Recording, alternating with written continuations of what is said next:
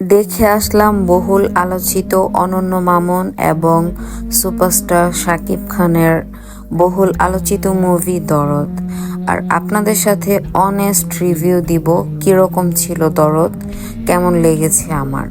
Honest review দিব অবশ্যই। মূলত এটি একটি সাইকো থ্রিলার মুভি। গতানুগতিক বাংলা মুভির চাইতে এই মুভিটা যথেষ্ট অন্যরকম।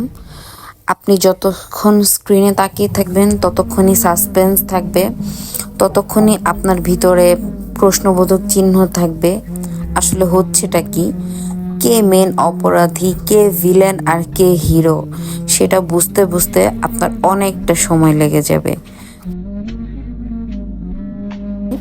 সাকিব খানের অ্যাক্টিং ওয়াজ আউটস্ট্যান্ডিং। সবচাইতে ভালো ছিল ওনার পারফরমেন্স। এখানে শুধুমাত্র উনি একটা ক্যারেক্টার করেছে বিষয়টা এমন না, এখানে কিন্তু টুইস্ট ছিল, উনি একটা দ্বৈত ক্যারেক্টার করেছে। সো একটা অ্যাক্টরের জন্য অ্যাট এ টাইম দুইটা চরিত্র প্লে করা অন স্ক্রিন যথেষ্ট tough, and he did it so well. এবং আরেকটা কথা না বললেই নয়, বলিউড অ্যাক্ট্রেস সোনাল চৌহান, তিনিও কিন্তু দুর্দান্ত অভিনয় করেছেন বাংলা মুভিতে। বলিউড অ্যাক্ট্রেস হিসাবে তার পারফরমেন্স ভালোই ছিল, নট ব্যাড।